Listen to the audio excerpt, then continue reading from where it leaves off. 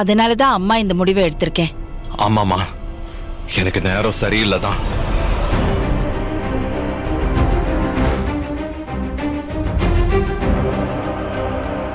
சிச்சுவேஷனை பார்த்தாலும் உன்னை விட அபிதா இப்ப நல்ல பிசினஸ் பண்றான்.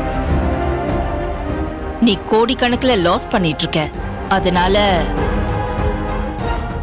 அத்தை, அதே ஏன் திருப்பி திருப்பி சொல்றீங்க? அவரை நம்பி கொடுங்க அத்தை. இந்த தடவை அவர் இந்த தப்பு பண்ண மாட்டாரு. வேண்டாமா, நீங்க அபிக்கு இந்த ப்ராஜெக்ட கொடுங்க.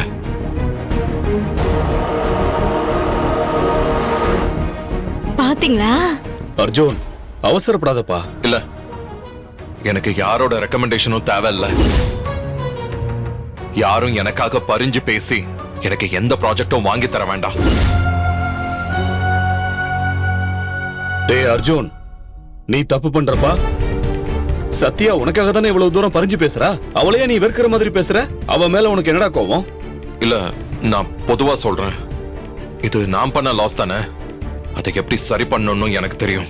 அர்ஜுன், ஏய், எனக்கு நீ அட்வைஸ் பண்ணாத. அம்மா, நீங்க யார் கொடுக்கணும்னு உங்க மனசுக்கு தோணுதோ அவங்களுக்கே தாராளமா கொடுங்க. யாரோட ரெக்கமெண்டேஷனும் எனக்கு தேவையில்ல. ஒருவேளை செல்வநாயகி இந்த ப்ராஜெக்ட் அர்ஜுன் கொடுக்கணும்னு முடிவு பண்ணாலும் நாம் அதை கொடுக்க விடக்கூடாது. இந்த ப்ராஜெக்ட் மட்டும் இல்ல, வேற எந்த ப்ராஜெக்டும் அர்ஜுனுக்கு கிடைக்க கூடாது.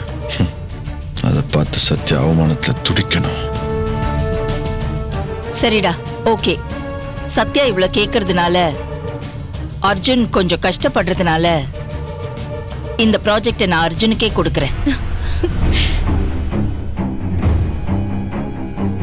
மேடம், ஒரு நிமிஷம்.